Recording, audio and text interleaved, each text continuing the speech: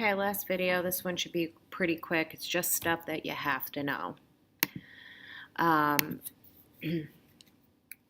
okay, so now we're just going to talk about what happens when you change sizes or increase, decrease sample size, significance level, and the difference between the null and alternative hypothesis. So how large a sample should we take when we plan to carry out a significance test? The answer depends on what alternative values of the parameter are important to detect. Here are questions we must answer to decide how many observations we need. The first thing, significance level. So how much protection do we want against a type 1 error? Getting a significant result from our sample when the null hypothesis is actually true. The practical importance. How large a difference between the hypothesized parameter value and the actual parameter value is important in practice. And finally, the power. How confident do we want to be that our study will detect a difference of the size we think is important? Okay.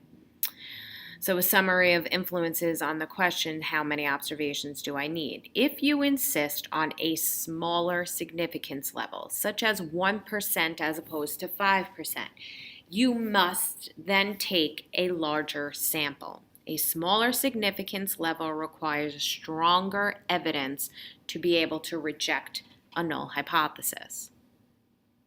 If you insist on a higher level, such as 99% rather than 90%, you will need a larger sample. Higher power gives a better chance of detecting a difference when it is really there. Finally, at any significance level and desired power, detecting a small difference requires a larger sample than detecting a larger difference. So this is just summing kind of the same thing up.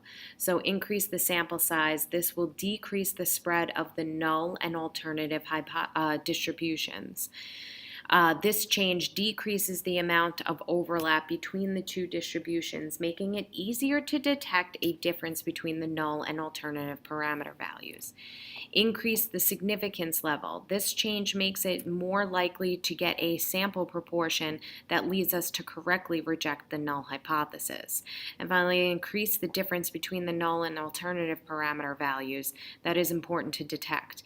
It is easier to detect large differences between the null and alternative parameter values than smaller differences. Okay, so back to that potato problem. Let's talk about which is more serious, a type 1 or type 2 error. So we're going to say that a type 2 error would be more serious. If a type 1 error occurred, they would reject a good shipment of potatoes and have to wait to get a new delivery.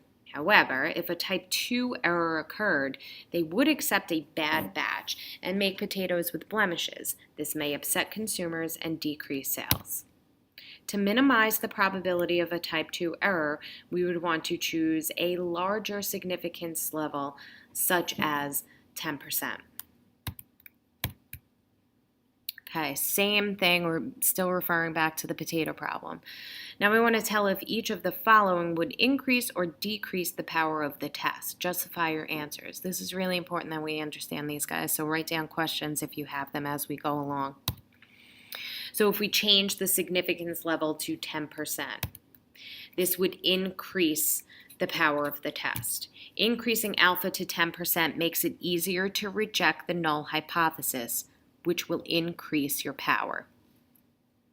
Remember that your power is correctly rejecting a false null hypothesis.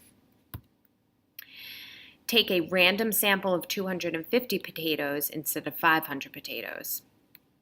This would decrease your power. Decreasing the sample size means we don't have as much information to use when making the decision, which makes it less likely to correctly reject the null hypothesis.